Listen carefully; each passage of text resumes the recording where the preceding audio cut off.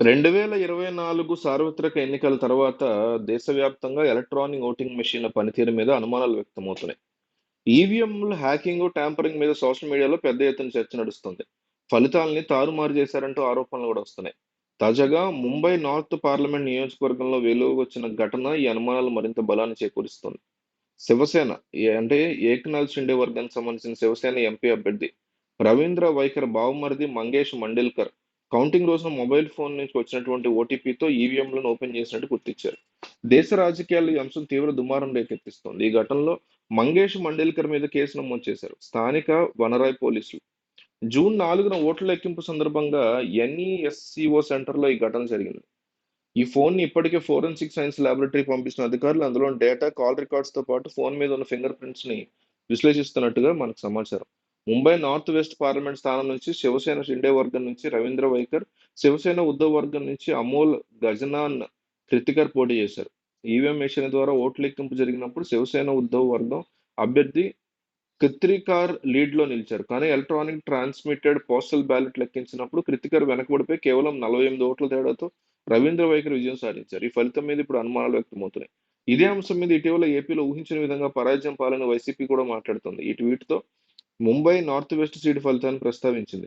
ఏపీలో కూడా చాలా నియోజకవర్గాల్లో పోలైనటువంటి ఓట్లు, లెక్కించిన ఓట్ల మధ్య భారీ తేడాలున్నట్లు వైసీపీ అభ్యర్థులు ఆరోపిస్తున్నారు. ముంబై నార్త్ వెస్ట్ సీటు ఘటనలో వైసీపీ అభ్యర్థుల అనుమానాలకి మరింత బలం చేకూరుస్తోంది.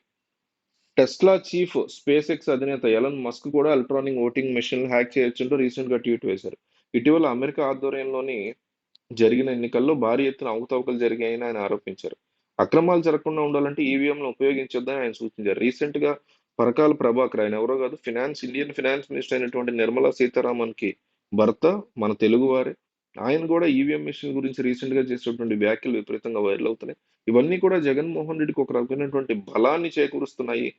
ఎన్నికల తర్వాత నుంచి కూడా వైసీపీ వాళ్ళు ఇది హ్యాకింగ్ ఎన్నికలు లేకపోతే ఈవీఎం సీఎం అంటూ చంద్రబాబును ఎద్దేవా చేస్తున్న పరిస్థితుల్లో ఈ మాటలు, ఈ డిస్కషన్స్ ఏవైతే నడుస్తున్నాయో రకరకాల పీపుల్ వాళ్ళ యొక్క అభిప్రాయాన్ని తెలియజేస్తూ ఈవీఎం హ్యాకింగ్ అవకాశం ఉందని, గోల్మాల్ జరిగే అవకాశం ఉందని ఓపెన్ గా స్పష్టంగా వీళ్ళందరూ చెప్తూ ఉండడంతో ఏదో రకమైనటువంటి న్యూస్ రోజుకోసారి, అంటే 2019లో చూసుకుంటే చంద్రబాబు కూడా జగన్మోహన్ రెడ్డి ఈవీఎంల వల్ల గెలిచారని ఆరోపించారు. కానీ కొన్నాళ్ళకి అది ముగిసిపోయింది. ఆయన కూడా ఆగిపోయారు. ఇప్పుడు కూడా జగన్మోహన్ రెడ్డి ఆరోపించారు కానీ ఆయన కూడా ముగిసిపోయింది. ఆయన కూడా ఆగిపోయారు. విజయసాయి రెడ్డి కూడా, మీకు విజయసాయి రెడ్డి ఏ రోజు కూడా ఆమ్, పెద్దగా రియాక్ట్ అయిన సిచ్యువేషన్ లేదు. మీరు పెద్దగా మాట్లాడక్కర్లేదు దీని గురించి, అది ముగిసిపోయిన అధ్యాయం అన్నట్టు ఆయన కూడా మాట్లాడారు. అంటే మరి 2019లో ఉన్న దానికంటే ఇప్పుడు సోషల్ మీడియా యాక్టివ్ ఎక్కువ ఉంటది కదా 24లో. మరి 29కి వచ్చేసరికి ఇంకా యాక్టివ్ ఉంటది. అప్పుడు ఎవరు గెలుస్తారో, అప్పుడు చంద్రబాబు గెలిచినా, జగన్ గెలిచినా అప్పుడు ఇంకా ఎక్కువ ఈవీఎం గురించి మాట్లాడుకునే అవకాశం. సో ఓవరాల్ గా ఇలాంటి అనుమానాలు అవి ఉన్నప్పుడు ఈ కేంద్ర ఎన్నికల సంఘం నివృత్తి చేయాలి, చెయ్యట్లేదు. పోస్టల్ బ్యాలెట్ పెడితే పోతుంది అనేది అర్థం చేసుకోవాలి మరి.